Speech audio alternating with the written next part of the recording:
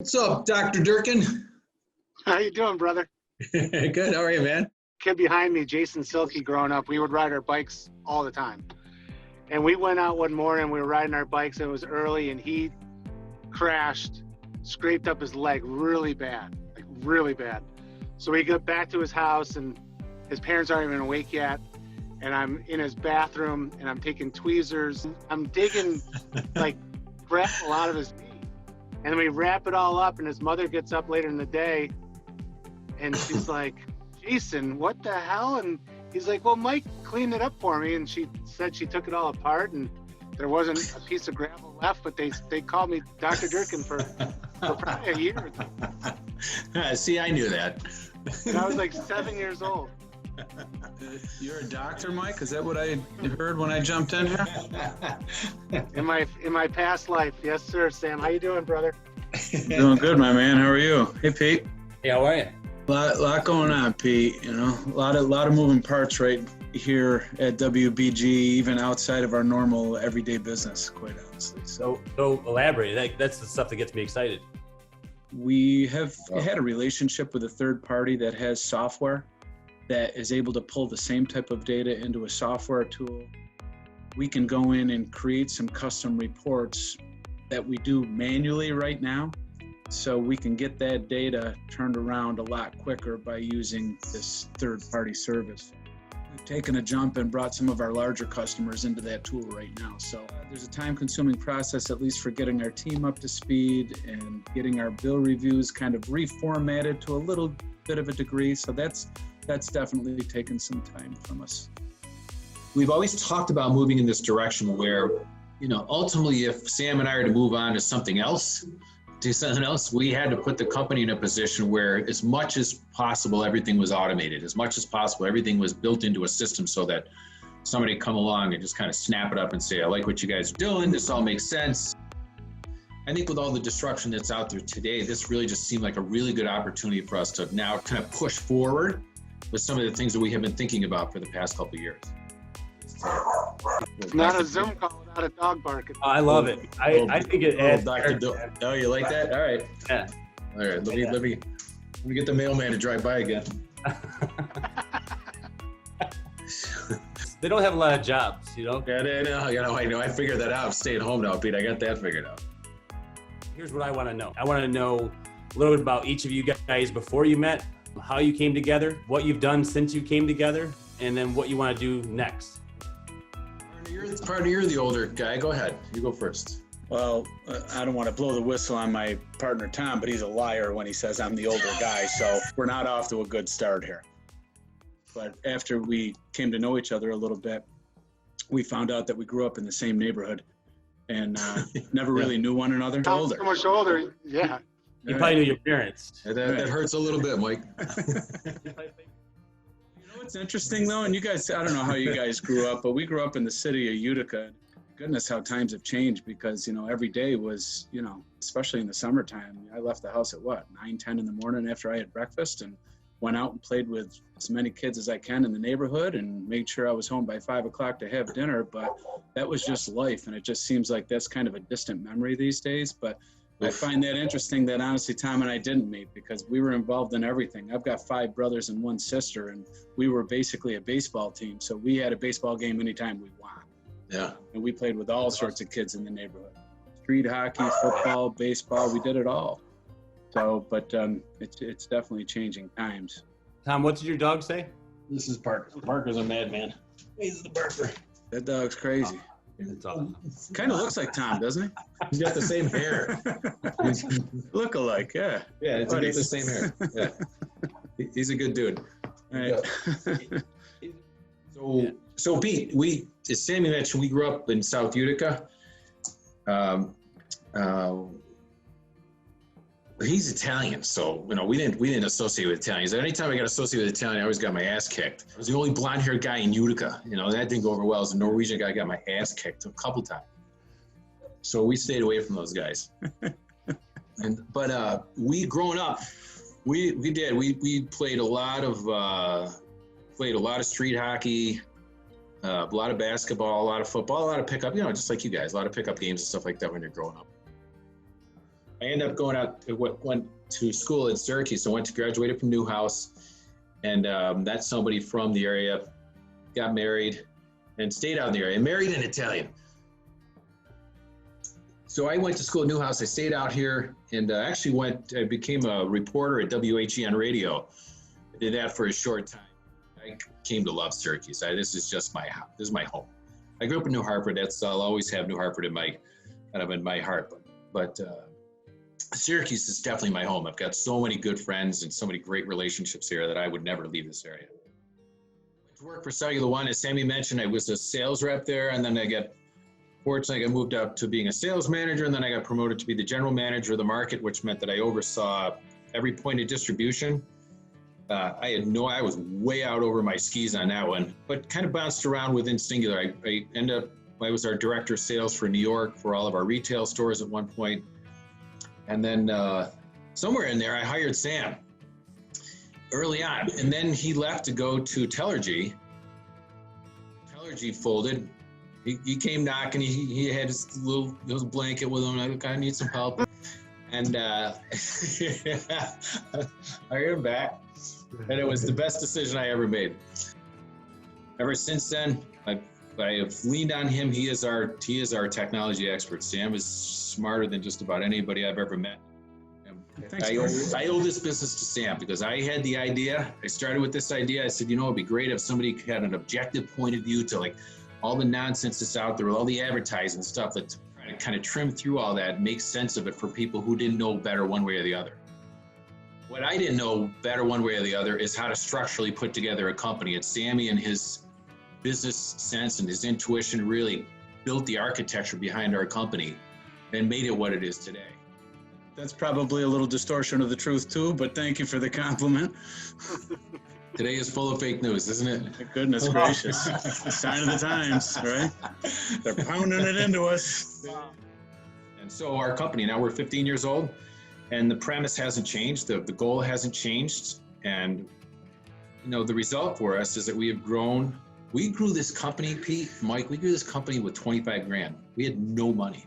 We had $25,000. We had one guy who wanted to invest in it. So we had 25. That's how we started. In fact, we've had some guy who runs a local business. He was like, how the hell did you guys do that? Because I started a business with I had $1 million worth of investment to get my software company off the ground. I don't know. It just worked. Yeah, 5 words, home equity line of credit. Yeah, I got that right. Yeah, exactly. Yeah, 401k. Yeah, thank God for my 401k. Every time I dipped into that, Pete, though, every time I sat down with our finance guy, said, I need X amount of dollars every month. He's like, okay. Yeah. Because it sounds like you know what you're doing. My bank account was going down. The market was crashing. It was. It was like, yeah, I know what I'm doing. I know what I'm doing. Think about all the people right now that are doing the exact same thing that you're talking about. Something huge just happened that affected their life. They don't have a job. They don't have a prayer. They're just trying to figure out what's coming the next day. And there's people all over right now that are going to tell the same story that you just told 15 years from now, that said, at the brink of the craziest time in history that I knew, I took a step out.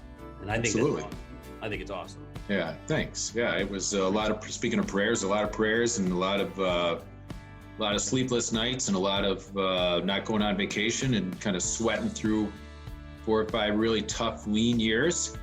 But I wouldn't change it for the world. I absolutely would not change it for the world. I'm happier than I've ever been in my whole life because we have control over our destiny. We talk to people at AT&T all the time. I just got a new job. I got forced to take over this and pushing her. They're pushing me out. We never even have to think about that. We've got other struggles and other things we need to think about, but I never have to worry about what I'm doing or where I'm going and who I'm working for, ever.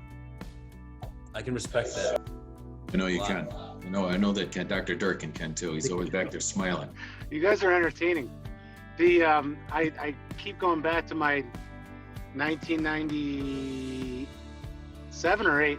I worked for Frontier before it was Verizon. Did you really? And it was my first sales job. I was in the commercial line, so I was with at the time, Dave Cook was in charge. I know Dave Cook very well. Sure. The guys from Rochester came to Syracuse for a meeting one day, and they held an internet connection on their phone from Rochester to Syracuse, and that was a huge deal. No kidding. The place when they walked in, with their internet still going after an hour and a half drive from Rochester, and the place erupted for like a sales meeting. That's that crazy. Was, that was cutting edge technology. Absolutely. Yeah, that's crazy. Yeah, I hired Johnny. Now, did you fire anybody? Did I fire anybody? You I fired Sam. everybody. I let Sammy go. Wow. Then my boss came There's to a me. story behind that. Yeah, right? no, I did. Yeah, no, I fired Sammy. Sammy and I had already been plotting. We had the whole thing was plotted out. In fact, we made a mistake. We created the company, and when you do that, as you know, Pete, you got to put an announcement in the paper. We didn't know it was going to the paper, and I'm like, holy shit, the thing's in there. And I'm like, I hope our HR director doesn't see this. So my boss, about a month or two later, said, hey, listen, we got a pair that you got too many sales guys here. We got to cut the fat a little bit. Who do you want to get rid of? Got to get rid of Seriani. Guys, he's not doing anything. He's got a bad attitude. Because you got a fat guy. He's just got a bad attitude. He's just. Seriani, his numbers are good though. I'm like, yeah, he's not really fitting in. They kept me on the payroll and they let me use the company resources for 90 days, which was a perfect time to kind of finish some of the details to get our business. It was. I'm not kidding you. It was of January 1st, so my last day was March 31st. We started Wireless Business Group on April 1st. That's it. Wow. You want to get rid of Seriani? Yes, I do. I love when guys that are in a corporation get it in their head and their heart to start looking at ingenuity and how to get thinking differently, and then leverage starts happening. And when you make that transition, you never turn back again. That's awesome. Yeah. Thanks, Pete. Yeah. You did. Appreciate it. Mike, were you gonna say something? I was going to say, it's amazing how sometimes things just work out like that. The fact that you had 90 days of pay and you got your ducks in a row and you started your new company, you would have been doing that 2 a.m, freaking out about leaving the company. To me, someone was looking over your shoulder at that point. It just lined up that way. It just, you're worked welcome, out. partner. I'll never forget though, Tom was like, are we really starting on Monday? Oh, Because on Monday it was like April 1st. He goes, are we really doing this? I'm like, yeah, we're doing it. Yeah, Sam said, hey, all right, now we got to get an office. And I'm like, holy cow, this is turning real. We're really going to go do this. You had these ideas, and then all of a sudden you got to put them in motion. And once you get them in motion, and you got to remember, I've got 3 kids at this point. Again, the market's crashing. And I'm like, I'm giving up 16, 17 years. I'm giving up 6 weeks of vacation. I'm giving up 2 cell phones that I haven't paid for in 17 years. And now I'm going to have to pay for cell phone service. Yep. That was jumping off the diving board into an empty pool. Yeah. So wait, how old are your kids at that point? So 10, 12, and 18. Wow. College years coming up, Mike. College years coming up, all that stuff. That's how how that worked out, Mike. Why that worked out for the best. When it came time for us to apply for, my daughter ended up going to Syracuse and playing lacrosse up there, right? But when it came time to apply for financial aid, they're like, how much money you got? None. I know. Let me look at my pocket. My son was just turning 8 years old and my daughter was 6 months old. It was a gutsy move, I'll say that. Just had a baby. My wife was like, are you sure? I'm like, if I'm ever going to do it, now's the time. You guys, one of the things you have to understand is that in the cellular industry, it is a standard practice that come January 1st of every year, if not the second year, as a sales manager, I'd go to Mike Durkin. All right, Mike, listen, I know you have the healthcare vertical, and I know that you cultivated your customers here for the last 2 years and built all those relationships. You got Pete Ward, who's a great customer.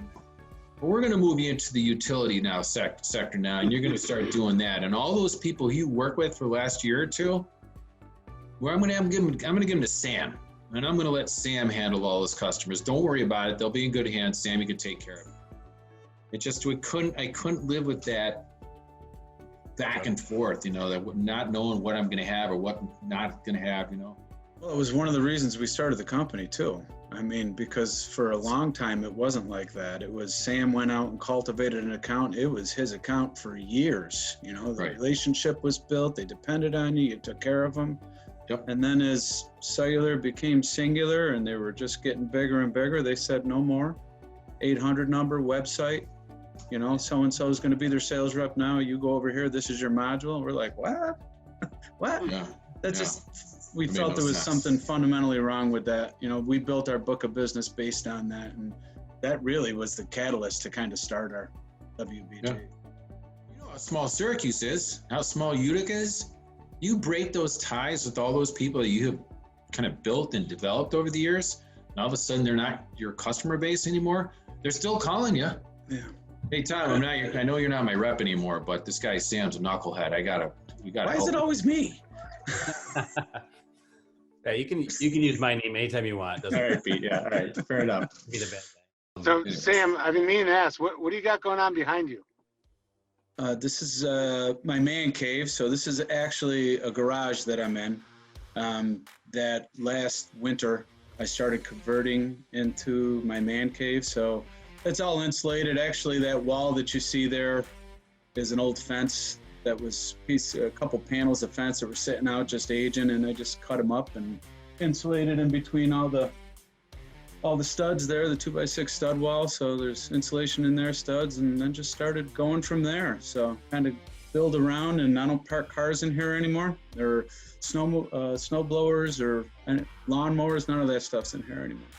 So I've got, you know, Tom's got 2 dogs. So behind me, like, that's my back garage door.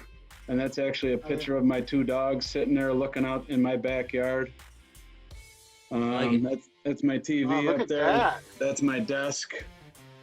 Passions, Tom.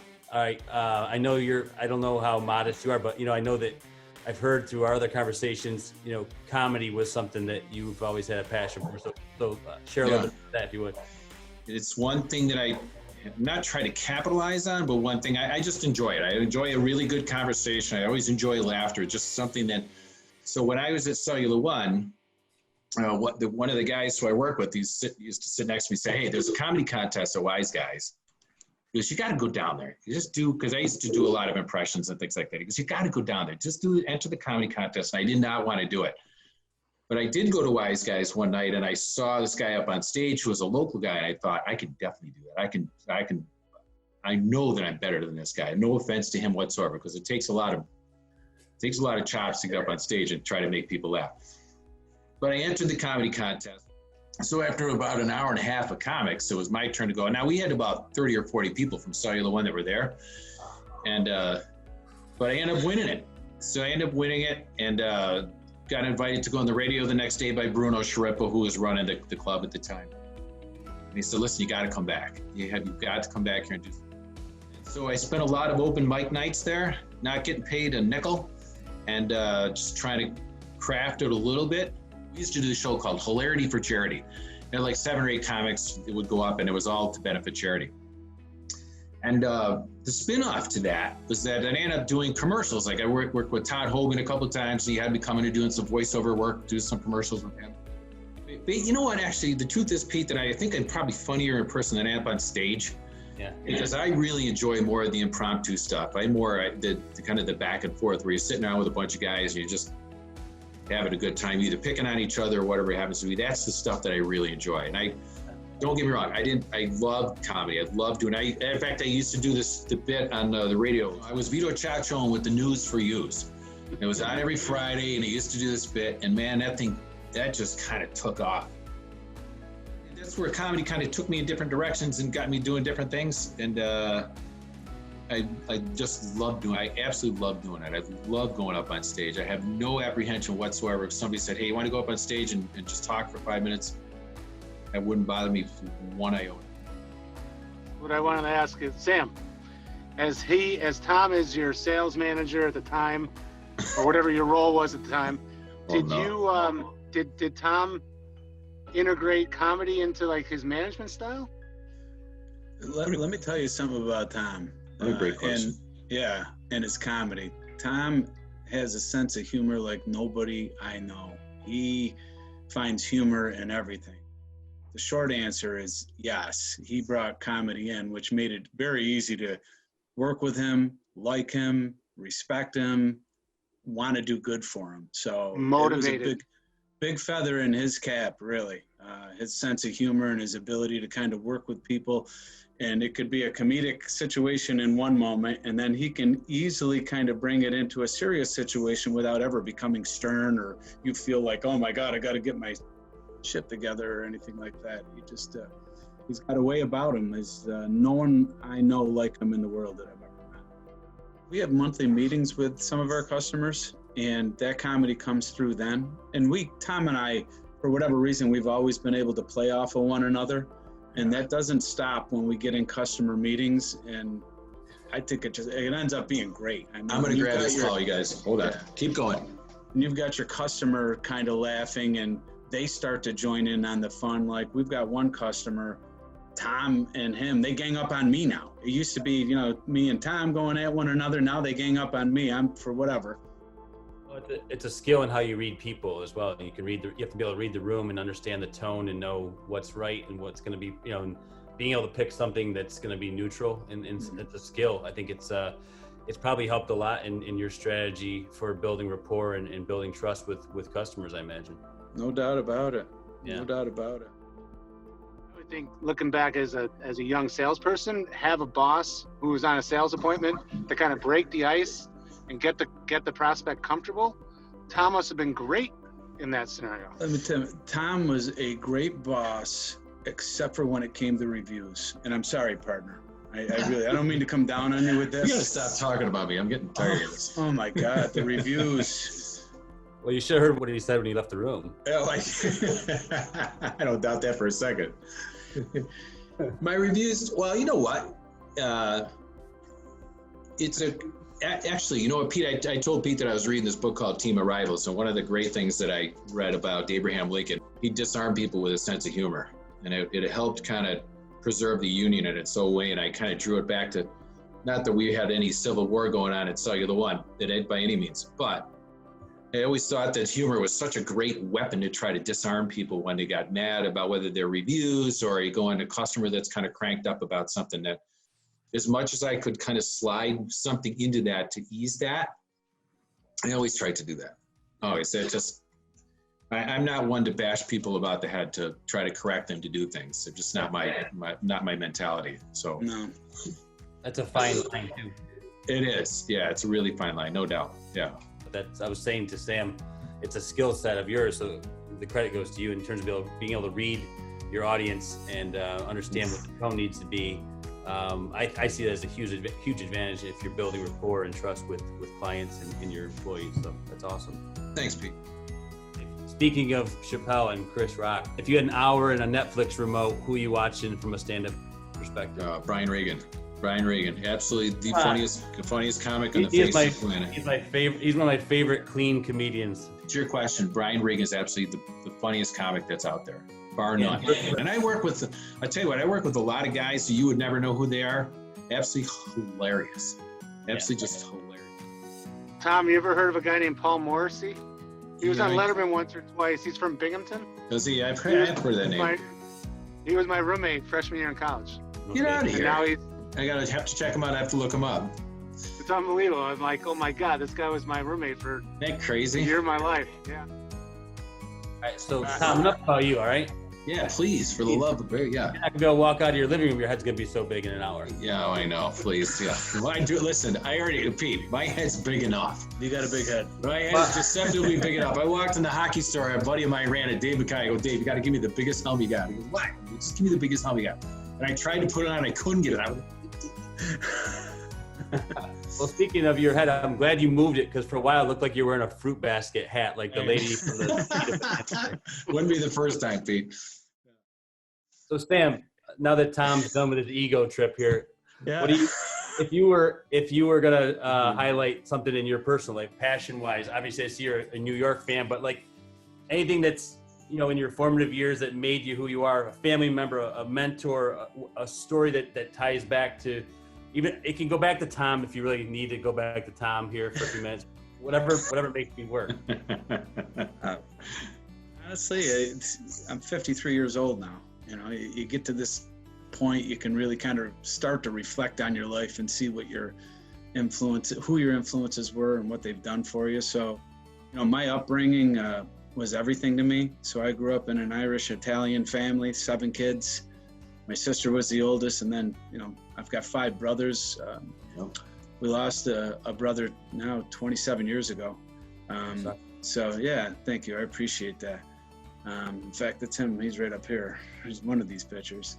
But my dad's upbringing, we grew up in South Utica, 9 people. We grew up on one story of a 2-family house. And, as I was becoming maybe 11, 12 years old, suddenly we lived in the biggest house in South Utica on a corner lot with a big yard and a collie, which made a big impression on me for my dad and what he did. And, he built a great life for my mom and his family. And then eventually we moved out to Westmoreland, New York.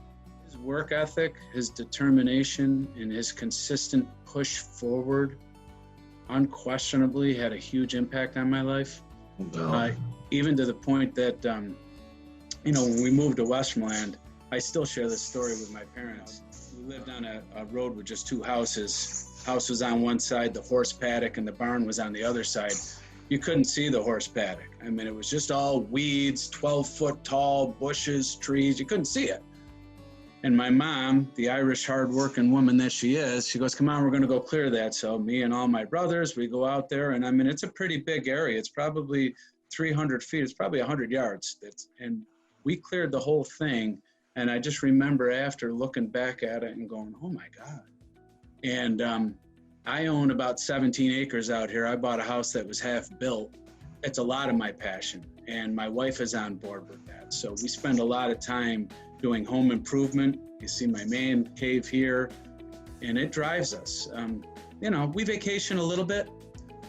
We spend a lot of time with our kids and, try to encourage them with sports. And, like most parents, you're driving them here, driving them there, picking up their friends, dropping them off, all that stuff. Teach them how to ski, go on hikes, and, want to get them involved, but also want to kind of keep that type of mental attitude that we're always moving in a forward direction. Really kind of has driven me to become who I am today, which I'm not frankly satisfied where I am today. I don't think I'll ever be satisfied where I am, and I like that. I want to be like that. Great. That is the truth too. Sam can be tough. Sam can be tough, man. Sam can, and not in a bad way. Sam can be absolutely tough, and I know that is reflective of his dad. Because he's often talked about how tough his dad was on him in a good way, but in a coaching, very direct. This is what we're doing. Man, it's worked. Roll up your sleeves and get it done. Roll up your sleeves and get it done. Yeah, as much as I didn't want to get verbally spanked, Mike, we were heading that direction every once in a while. All right, I got it. I didn't mean anything personal by it. You don't need to. Yeah, that's all right. You don't need to. No, it's very much reflected in Sammy's a hard worker. He is just a hard worker. So yeah. One of the bullets I had was, what's next? What do you see that's on the horizon for you guys? Really strongly looking at how do we grow our business, and even more importantly, if we're going to grow our business, how do we handle it? Our biggest fear, I think Pete, is we do build this thing and we can't handle it. And that's the last place we want to find ourselves. We want good problems. We just want to cut them off at the pass. And I think that's what we're trying to do right now. So outside of coming up with ways with your assistance and maybe some other folks that we're working with to try to see what we could do to generate more business, get our company in a position to handle it and grow with it at the same time. This is what I love about this. It works out that it works out. Sitting and having these kind of conversations, if we were just simply having a business conversation or a transaction, I'd never actually understand at the level I do now what makes you guys who you are and what your organization's made of. When you get that peek behind the curtain, you get invited into someone's home. I like to hear people's resume, that's great, but I can see that on LinkedIn, right? I want to know, and you guys told me, what it is that makes you your DNA, and you don't get that in most interactions in business. So I really appreciate you guys spending that kind of time, and so thank you very much. Sure, thank you. Thanks for Thank asking. you. It's a great call, boys. Always entertaining. Good to see you, Michael. Nice So- to see you.